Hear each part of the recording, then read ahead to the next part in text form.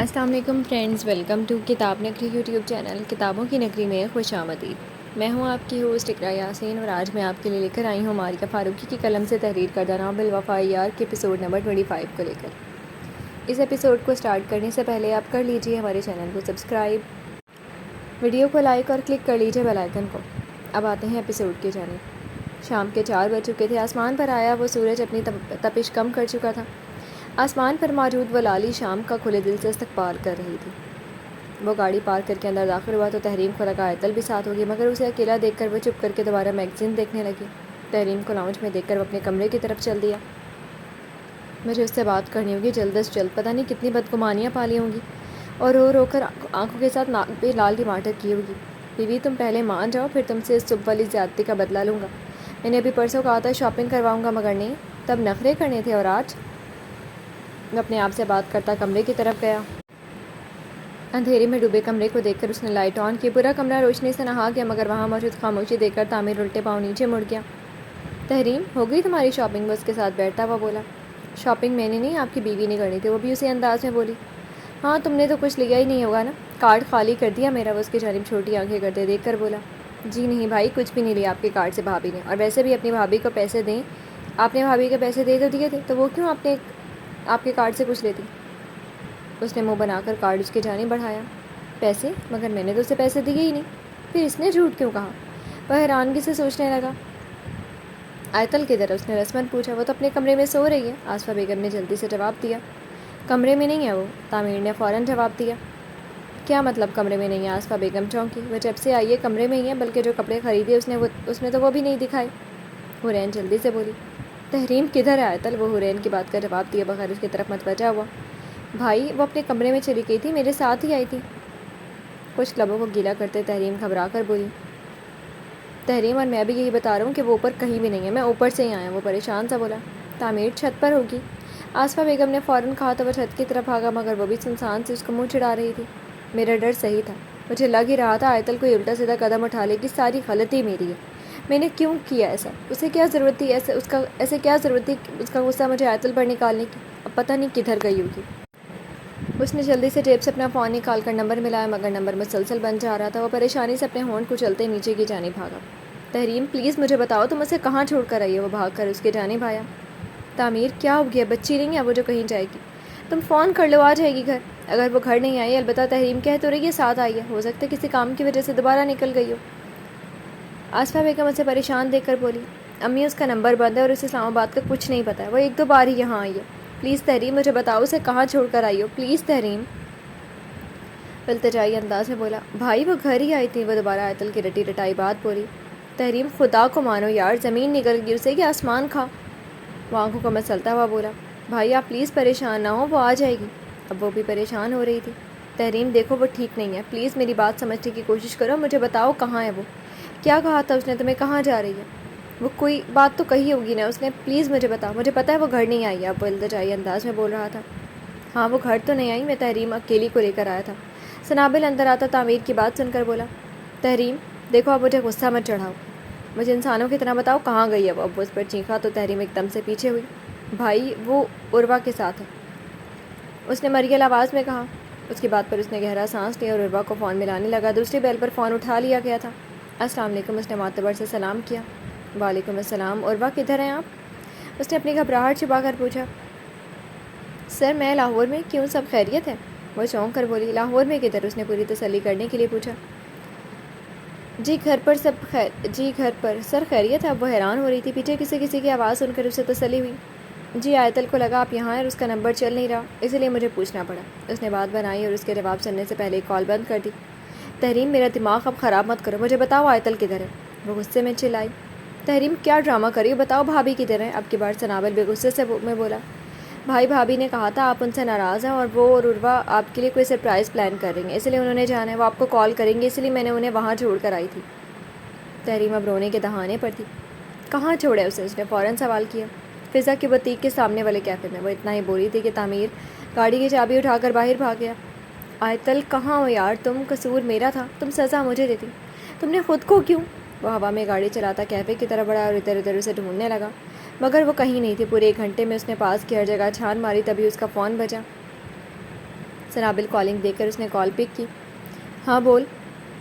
اس کی جانب متوجہ ہوا۔ بھابھی کی کوئی تصویر سینڈ کر اس کی بات سن کر اس نے فون بند کر اس کی تصویر ڈھونڈی۔ پیلے اور کالے رنگ کی لانگ فراک پہنے مسکراتی ہوئی آیتل اسے بے حد قریب لگی تھی۔ اس نے بے چارگی سے اس کی تصویر کو دیکھ کر اپنے لبوں سے لگا لیا۔ تمہیں میں کچھ نہیں ہونے دوں گا، تمہاری ذمہ داری میری ہے اور میں اس کو نبھاؤں گا۔ جو انسان تمہیں عزیز ہے اس کو تم عزیز ترین ہو، یہ بات میں تمہیں بتاؤں گا، بس تم مل جاؤ ایک بار۔ I will tell you how much I love you۔ وہ تصویر سے گویا تھا اور گاڑی میں بیٹھ کر واقعے کی طرف نکل گیا۔ رات کے 8 بج چکے تھے۔ وہ اسے ڈھونڈ ڈھونڈ کر تھک چکا تھا۔ اس کا نمبر مسلسل بن جا رہا تھا۔ اسے کھو دینے کا ڈر اس کی آنکھوں میں صاف واضح تھا۔ آیتل اتنی بڑی سزا مت دو مجھے، میری زندگی لٹا کر تم مجھ سے جینے کا حق نہیں چھین سکتی۔ آیتل تم عزیز ہو مجھے۔ آیتل میں جانتا ہوں میں زیادتی کر گیا ہوں، مگر تم تو مجھ سے محبت کرتی ہو نا، تمہیں اس محبت کا واسطہ، پلیز لوٹ آؤ۔ وہ اسٹیئرنگ پر سر رکھے رو دینے کے دہانے پر تھا، تبھی اس کا فون بجا۔ انون نمبر دیکھ کر پہلے اس نے فون رد کر دیا، مگر آیتل کا خیال آتے اس نے جھٹ سے فون اٹھایا۔ السلام علیکم۔ ایک مردانہ آواز سن کر اس کا دل ایک دم سے کھنچا گیا۔ جی، اس نے سلام کا جواب بھی نہیں دیا تھا۔ سر یہ ایک فون تھا، اس کو آن کیا تو اس نمبر سے کال موصول ہوئی تھی۔ یہ جن میڈم کا فون ہے ان کے ایکسیڈنٹ ہو گیا تھا مارگلہ روڈ پر، ہم انہیں یہاں سٹی ہسپتال سے لے کر آئے ہیں۔ اگر آپ کی جان پہچان والی ہیں تو آپ ہسپتال آ جائیں۔ تعمیر کا دماغ ایک دم سے معاف ہو گیا تھا۔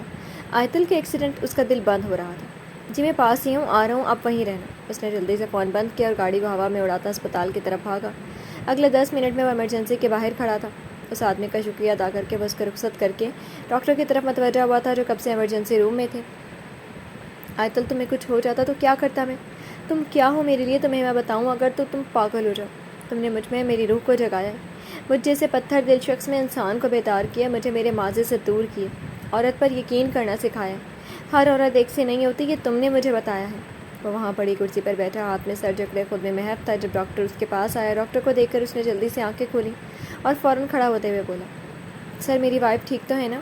میں آپ سے جھوٹ نہیں بولوں گا، بہت برا ایکسیڈنٹ ہوا ہے، کچھ میڈم ڈپریس ہیں، اس وجہ سے وہ ہوش نہیں پکڑیں گے اور ان کا بی پی لیول مسلسل لو جا رہا ہے۔ آپ دعا کریں انہیں ہوش آ جائے، جیسے ہی ہوش آ جائے گا آپ ان سے مل لیجیے گا، مگر فی الحال دعاؤں کی اشد ضرورت ہے۔ پروفیشنل انداز میں کہہ کر ڈاکٹر وہاں سے رخصت ہو گیا اور وہ وہیں دوبارہ ٹھہر۔ رات کے 12 بج چکے تھے جب سنابل، حرین، تبریز، آصفہ بیگم اور تحریم ہسپتال میں داخل ہوئے۔ تعمیر کیا ہوا، کیسے ہوا ایکسیڈنٹ؟ آصفہ بیگم نے پریشانی سے پوچھا۔ مجھے خود نہیں پتا، روڈ پہ بے ہوش ملی تھی، اس آدمی کو سر سے بہت خون بہہ گیا اور وہ اسے یہاں لے آیا اور اب ICU میں ہے۔ اس کے الفاظ میں گہری توڑ پھوڑ تھی، کھو دینے کا خوف، ادھورے رہ جانے کا ڈر، وفا کے در پر آ کر بے وفائی کر جانے کی اذیت اس کو اندر سے ختم کر رہی تھی۔ وہ باوفا تھا مگر آج بے وفا بن گیا تھا۔ بے وفائی کیا تھی؟ اس لمحے سے، اس تکلیف سے وہ خود گزرا تھا جس پر آج اس کے الفاظ کی وجہ سے وہ آئی تھی۔ وہ چاہ کر بھی خود سے نظریں نہیں ملا پا رہا تھا۔ سب اس کے ارد گرد کھڑے تھے، جو دیوار کو ٹیک لگائے سامنے دیکھ رہا تھا۔ چہرے پر آئی زردگی اس کی اندرونی کیفیت کو بہت اچھے سے بیان کر رہی تھی۔ تعمیر وہ ٹھیک ہو جائے گی۔ سنابل اس کے پاس آ کر آہستگی سے بولا، یہ سب میری وجہ سے ہوا سنابل۔ وہ لڑکی مجھے ہمیشہ عزیز رکھتی آئی تھی، مگر مرد وہ محبت نہیں بھولتا جو ادھوری رہی۔ یہ بات آج میں نے خود ثابت کر دی، مگر میرا یقین کرو سنابل، روشنی میری زندگی میں کہیں نہیں ہے۔ اس لڑکی کی عزت و تکریم کے آگے میں ہار گیا ہوں۔ میرا دل خود بخود اس کی طرف راغب ہو گیا، مگر میں نے اپنے الفاظ سے اپنی اس بات کو اس کے سامنے غلط ثابت کر دیا۔ وہ دیوار سے سر ٹکائے کھوئے ہوئے انداز میں بول رہا تھا، وہ کتنی تکلیف میں ہے۔ سنابل اس کا اندازہ اچھے سے کر پا رہا تھا، مگر وہ فی الحال کچھ نہیں کہہ سکتا تھا سوائے چپ رہنے کے۔ آپ میں سے کس کا بلڈ گروپ او پازیٹیو ہے؟ ڈاکٹر نے آ کر پوچھا تو وہ فوراً متوجہ ہوا۔ میرا، اس نے جلدی سے کہا۔ ٹھیک ہے سر، آپ آ جائیں، آپ کے مسز کو بلڈ کی اشد ضرورت ہے، باقی سب دعا کریں، انہیں ہوش میں آنا کافی لازمی ہے۔ پروفیشنلی انداز میں کہہ کر ڈاکٹر تعمیر کو لے کر چل دی اور باقی سب وہیں بیٹھ گئے۔ سوئیوں کے زیر اثر وہ معصوم سی گڑیا نیلے اور پیلے رنگ کے نشانات لیے بیڈ پر لیٹی ہوئی تھی۔ کنولا ہاتھ پر لگے گلوکوز آہستہ آہستہ اس کے جسم میں جا رہا تھا۔ سر آپ یہاں لیٹ جاؤ، نرس نے کہا تو وہ اس کے سامنے لیٹ گیا، مگر نگاہیں اس کی جانب مرکوز تھی۔ آیتل یہ کیوں کیا تم نے؟ تم خفا تھی، میں جانتا تھا، میں نے تمہارا بھروسہ توڑ دیا، مان توڑ دیا، مگر تم کیوں گئی گھر سے؟ تمہیں جانا تھا، تم روب سے بولتی مجھے کہ مجھے لاہور چھوڑ کر آؤ، کیوں کہیں اور جانے کو صحیح سمجھا تم نے؟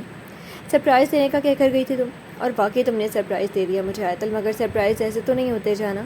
سرپرائز میں تو سرپرائز دینے والا سرپرائز لینے والے سے زیادہ خوش ہوتا ہے، مگر یہاں تکالیف ہی ہیں اتنی کہ تم ہوش و حواس سے کھو گئی۔ ایک بار ہوش میں آ جاؤ، سب ٹھیک کروں گا میں، یہ رنجش، یہ تکلیف تمہیں سب سے باہر نکالوں گا، یہ تمہارے TS کا وعدہ ہے۔ اس کی جانب دیکھتے ہوئے اسے ہوش و حواس سے بیگانہ وجود سے محو گفتگو تھا۔ سر، نرس نے اسے مخاطب کیا جو مسلسل سامنے لیٹی گلی جیسے پیلے وجود کو دیکھ رہا تھا۔ جواب نہ پا کر اس نے اسے ہلکی سی بازو ہلائی تو وہ ہوش میں واپس آیا۔ جی، اس کی طرف متوجہ ہوا۔ سر مکمل ہو گیا، آپ اٹھ جائیں پلیز، اس نے معتبر انداز سے کہا۔ کیا میں یہیں نہیں رہ سکتا ان کے پاس؟ اس نے دل سے مجبور ہو کر سوال کیا۔ سر میڈم بہت خوش نصیب ہیں، ان کے شوہر آپ ہیں۔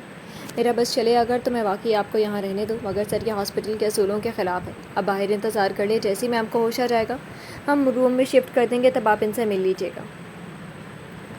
وہ پروفیشنل انداز میں مسکرا کر بولی تو وہ سنجیدہ سا آیتل کی طرف بڑھائے، گہری نگاہ ڈال کر اس نے اس سوتے وجود کے ماتھے کو چوما اور گہرا سانس لے کر وہ باہر آ گیا۔ نہ نیند ہے آنکھوں میں، نہ ہی کوئی حسرت، کتنا سادہ سا رہ گیا ہوں میں تیرے بغیر۔ اللہ تعالیٰ آپ تو اللہ ہیں، آپ تو سب جانتے ہیں میرے دل میں کیا ہے، میری منزل کیا ہے، آپ تو سب سے باخبر ہیں۔ آپ یہ بھی جانتے ہیں کہ میں نے اس کا دل انجانے میں توڑا ہے۔ میں جانتا ہوں دل توڑنے کی معافی نہیں ہوتی، مگر اللہ تعالیٰ میں یہ بھی نہیں چاہتا کہ وہ خود کو نقصان پہنچا لیں۔ شوہر اور بیوی کو ایک دوسرے کا لباس ہوتے ہیں، ایک کے بغیر دوسرا ادھورا ہوتا ہے۔ یا اللہ وہ میرا لباس ہے، اس کے بغیر میں خالی وجود ہوں۔ یا اللہ اسے صحت والی، تندرستی والی زندگی عطا کر دے، مجھے اتنی ہمت دے کہ میں اپنے سرزد گناہ کی معافی مانگ سکوں۔ اس کے دل کو اتنا موم کر دے کہ وہ مجھے معاف کر سکے۔ اس سے محبت مجھے آپ نے کروائی ہے، اس کے لیے میرے دل میں محبت آپ نے پیدا کی ہے۔ مجھے ہمت دے میں اس محبت کو نبھا سکوں، اس کو یہ پاور کروا سکوں کہ میرے دل پر اس کا حق ہے، اس کا اختیار ہے۔ میں نے اپنے خیالات میں کسی عورت کو لازمی جگہ دی تھی، مگر وہ دل تک رسائی حاصل نہ کر سکی۔ آپ نے میرا دل ایک محرم کے لیے محفوظ کیا تھا۔ جانتے ہیں آپ، مجھے معاف کر دے اللہ تعالیٰ ان سب کے لیے جو میں انجان بن کر کرتا رہا۔ میری کی سزا اس کو مت دیں، وہ بہت معصوم ہے۔ وہ لڑکی وہ ہے جس نے غلط فہمی میں بنے رشتے کو اتنی پاکی سے نبھایا، اور میں نے صرف اسے اذیت سے دوچار کیا۔ وہ مسجد کے صحن میں بیٹھا اللہ سے محو گفتگو تھا، اس کی آنکھوں میں موجود نمی اس کی سچائی، شرمندگی چینخ چینخ کر بیان کر رہی تھی۔ تبھی فجر کی اذان ہوئی، باجماعت نماز ادا کر کے وہ دوبارہ ہاسپٹل کے اندر چل دیا۔ ابھی وہ ICU کے پاس پہنچا ہی تھا کہ نرس اس کی طرف آئی۔ سر آپ کی وائف کو ہوش آ چکے ہیں، انہیں اس روم میں شفٹ کیا ہے، آپ چاہیں تو مل سکتے ہیں، مگر کوشش کریں کہ زیادہ بات نہ ہو، معتبر انداز میں کہہ کر وہ نرس وہاں سے رخصت ہو گئی۔ شکر اللہ پاک تیرا، اس نے گہرا سانس لے کر اللہ کا شکر ادا کیا اور بھاگ کر روم میں گیا جہاں وہ دوائیوں کے زیر اثر آنکھیں موندے لیٹی تھی۔ کھڑکی کی آواز سن کر اس نے ہلکی سی آنکھیں کھولی، مگر سامنے موجود شخص کو دیکھ کر وہ دوبارہ آنکھیں موند گئی۔ کیسی طبیعت ہے؟ وہ اس کے سامنے جا کر بولا، مگر وہ اس کی بات پر منہ موڑ گئی۔ کنولا ابھی تک اس کے ہاتھ پر موجود تھا۔ اگر کچھ ہو جاتا تمہیں تو؟ وہ دوبارہ سے بولا، اس کے لہجے میں دکھ واضح تھا، مگر وہ اسی انداز میں آنکھیں موند کر لیٹی رہی۔ میں کتنا ڈر گیا تھا، اندازہ ہے تمہیں؟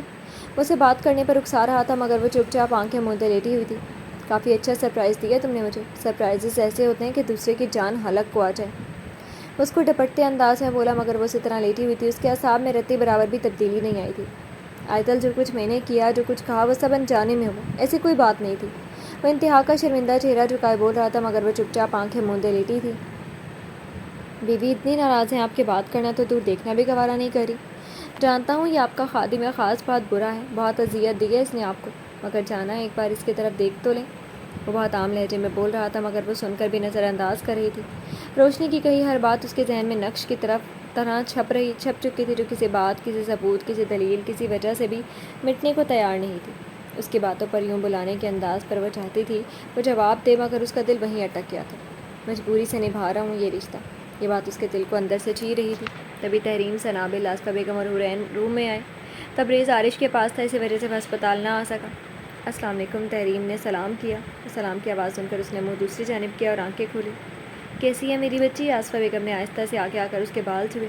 جی ٹھیک ہوں، آہستہ سے بولی۔ اس کی آواز سن کر اس کو اندر تک سے سکون ملا تھا۔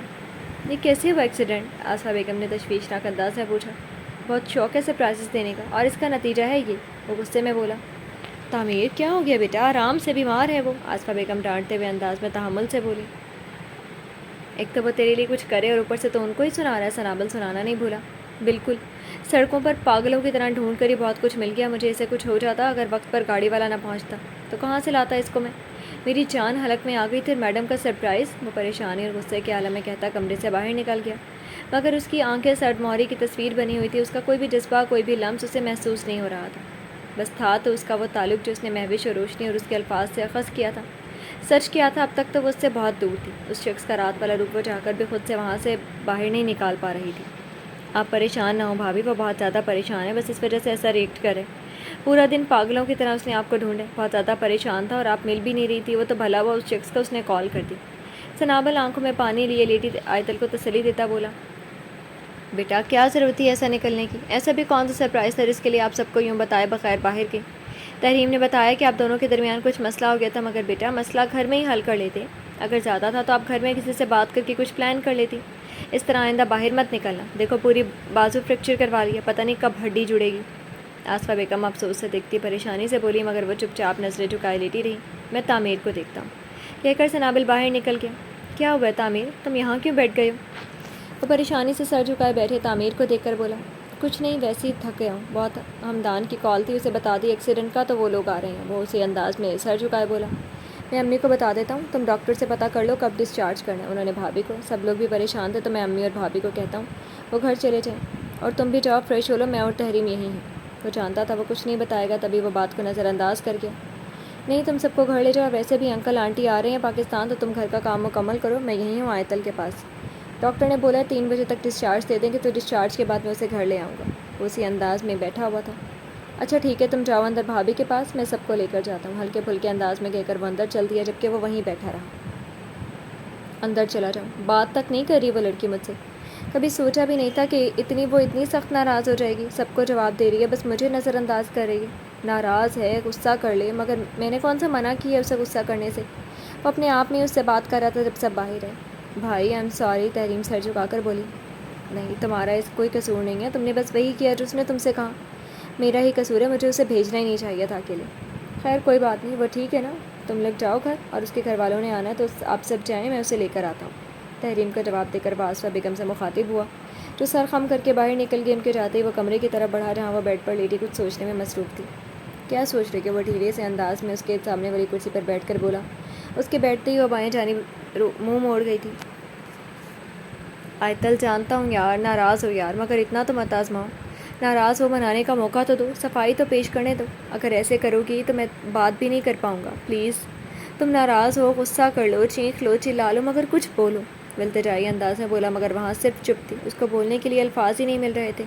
دل ایک دم پتھر سے بھی زیادہ سخت ہو گیا تھا، آنکھوں میں آئی سرد موری اس کے وجود کو سلگا رہی تھی، جیسے وہ ایک کلی کے مانند ہوا میں اڑا دے گی۔ آیتل پلیز بات کرو۔ اس کا ہاتھ تھام کر دوبارہ بولنے لگا، مگر اس نے اس کے ہاتھ سے اپنا ہاتھ کھینچ لیا۔ اس کی اس حرکت پر وہ حیران تھا، اتنا دل توڑ دیا تھا، اس لیے اس نے وہ سوچ بھی نہیں سکتا تھا، مگر اس کی حرکت کے علاوہ اس نے کسی اور نے بھی اس کے دل میں غلط فہمی کی دیوار حائل کی تھی۔ وہ اس بات سے بے خبر تھا، تبھی ڈاکٹر روم میں داخل ہوا۔ کیسی ہے مسز تعمیر؟ آپ پیشہ ورانہ طور پر مسکرا کر گویا ہوا۔ ٹھیک، بغیر کسی تاثر کے جواب دیا گیا۔ نرس آپ یہ ڈرپ اتار دیں، آپ اس ڈرپ کے بعد انہیں گھر لے کر جا سکتے ہیں، مگر ہر 2 دن بعد چیک اپ کروانے آتے رہیے گا، ہڈی پر چوٹ ہے، وقت لگے گا بھرنے میں۔ دل پر لگے گھاؤ کبھی بھی نہیں بھرتے، ہر مرہم ناکافی رہتی ہے۔ جس کو دل اپنا مان لے وہ پاس نہ ہو تو جان حلق سے باہر آنے کو تیار رہتی تھی، اور جب وفاؤں کے راستوں میں وفائی سے ٹکر ہو جائے تو پھر انسان جھلستی صحرا کے علاوہ کہیں کا نہیں رہتا۔ اپنے ہاتھوں پر بنی لکیروں کو دیکھ کر وہ سوچ رہی تھی، جب نرس نے اسے مسکرا کر پکارا تھا، میڈم آپ کے ہسبینڈ ڈسچارج پیپر سائن کرنے گئے ہیں، آپ آ جائیں، میں آپ کو ان تک چھوڑ دوں۔ اس کی بات سن کر وہ اس نرس کے ساتھ چل دی، کپڑے تبدیل کر کے وہ اس کے پیچھے کھڑی تھی جو ڈاکٹر سے بات کرنے میں مصروف تھا۔ کوئی اتنی ذمہ داری سے بھی مجبوری نبھاتا ہے جیسے یہ شخص نبھا رہا ہے۔ دل میں کوئی اور ہے اور چہرے پر فکر کسی اور کے لیے بیٹھا ہے، یہ شاید فکر بھی اس کی ہی ہے کہ میری وجہ سے اسے چھوڑنا نہ پڑ جائے، مگر ایسا نہیں ہوگا ڈاکٹر تعمیر شاہ، اب آیتل کہیں نہیں آئے گی۔ پنجاب یونیورسٹی کا اتنا جنون سوار نہ کرو، یہ نہ اس جنونیت کی قیمت چکانی پڑ جائے۔ ثانیہ کے بعد اس کے دماغ کے پردے پر گونج رہی تھی، تبھی اس نے اسے پکارا، لمحوں کا فسوں ٹوٹا، وہ ہال میں لوٹی اور آہستہ سے اس کے ساتھ چلنے لگی۔ گاڑی میں بٹھا کر وہ ایک بار پھر اس کی طرف راغب ہوا۔ آیتل آئی ایم سوری، اس نے ملامتی انداز میں کہا، میں ناراض نہیں ہوں آپ سے، میرا دل نہیں کر رہا آپ سے بات کرنے کو، اس لیے پلیز بار بار مت بلائیں۔ اس کے لہجے میں موجود سرد موری کو اس نے بہت گہرائی سے محسوس کیا تھا، کچھ اندر جا کر چٹاخ سے ٹوٹا تھا، وہ اسے توڑ گیا تھا، اور وہ کتنا برا ٹوٹی ہے یہ وہ بہت اچھی طرح جانتا تھا۔ آخر پر وہ بھی اس جگہ سے گزرا تھا۔ وہ چپ چاپ گاڑی گھر کی طرف لے گیا، گھر پہنچتے ہی اسے سب سے کمرے میں لے گیا۔ آیتل لیٹنا نہیں، پہلے یہ سوپ پی لو، پھر دوائی کھا کر آرام کر لینا۔ حورین جلدی سے بولی تو اس نے اپنا سیدھے ہاتھ کی جانب دیکھا جو فریکچر بیلٹ میں جکڑا ہوا تھا۔ لاؤ میں پلا دوں۔ وہ حورین سے سوپ کا پیالہ پکڑ کے اس کے قریب جگہ بنا کر بیٹھ گیا اور چمچ بھر کر اس کے منہ کے آگے کیا۔ میں پی لوں گی خود ہی، اس نے ٹرے پکڑ کر اپنی گود میں رکھی اور الٹے ہاتھ سے پینے لگی۔ ان میں کچھ زیادہ ہی مسئلہ ہوا ہے، تبریز نے حورین کے کان میں سرگوشی کی۔ آیتل لازمی کھانا حرام کرنا ہے، اس کے ہاتھ سے ہی کھا لو۔ حورین نے لقمہ دیا۔ نہیں بھابھی، میں ویسے کافی تھکا ہوا ہوں، شاور لے کر سوؤں گا۔ وہ حورین کی بات کا جواب دے کر واش روم میں چل دی اور سب آیتل کو آرام کا مشورہ دے کر کمرے سے باہر آ گئے۔ ہمدان واقعی میں یہی گھر ہے؟ ارمان صاحب نے تصدیق چاہی۔ جی بابا، بھائی نے لوکیشن سینڈ کی تھی، وہ فون دیکھتا بولا اوکے۔ اسپات میں سر ہلا کر وہ گاڑی سے اترے اور گارڈ کے دروازہ کھولنے پر عروا، ہمدان، ارمان صاحب اور آئمہ بیگم گھر کے اندر چل دی۔ پورا گھر کھانے کی خوشبو سے مہک رہا تھا۔ السلام علیکم، آصفہ بیگم دروازے پر استقبال کرتے ہوئے خوش مزاجی سے بولی۔ وعلیکم السلام۔ آئمہ بیگم اور عروا ان سے گلے ملی۔ ہمدان کو پیار دے کر وہ سب لاؤنج میں آ گئے۔ ہلکے پھلکے ماحول میں باتیں ہوئیں۔ آیتل کہاں ہے؟ عروا سے جب برداشت نہیں ہوا تو وہ پوچھ بیٹھی۔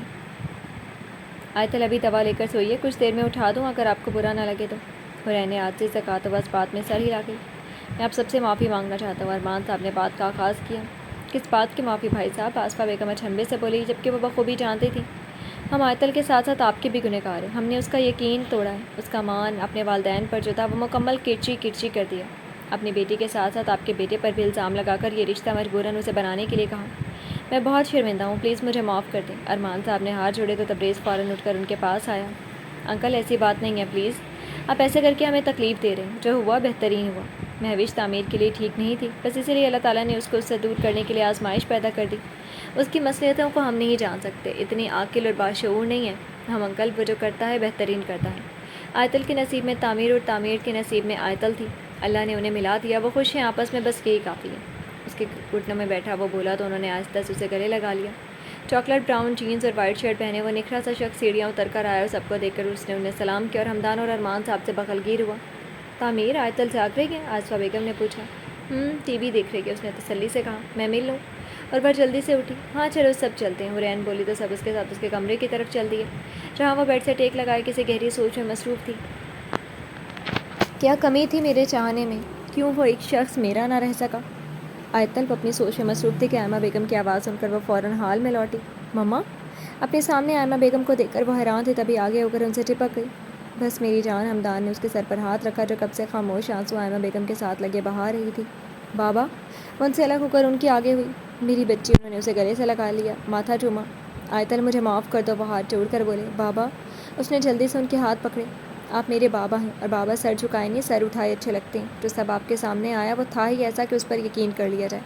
اس میں آپ کا کوئی قصور نہیں ہے، جن کا قصور ہے نا، اللہ پاک ان کو سزا ضرور دیں گے۔ میری بے گناہی ثابت ہو گئی نا، بس اتنا ہی کافی ہے۔ آنسو صاف کرتے ہوئے بولی۔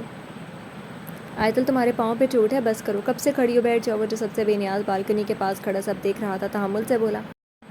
ہاں بیٹا بیٹھ جاؤ۔ ارمان صاحب نے اسے بیٹھنے کا کہا تو وہ چپ چاپ اس کی طرف ایک نظر ڈال کر بیٹھ گئی۔ اس کی سی خالی سی نگاہ کو دیکھ کر وہ اندر تک تڑپ گیا تھا مگر وہ فی الحال چپ نگاہیں جھکائے کھڑا تھا۔ نگاہوں میں حیرانگی تب آئی جب آہستہ سے آیتل میں بم پھوڑا۔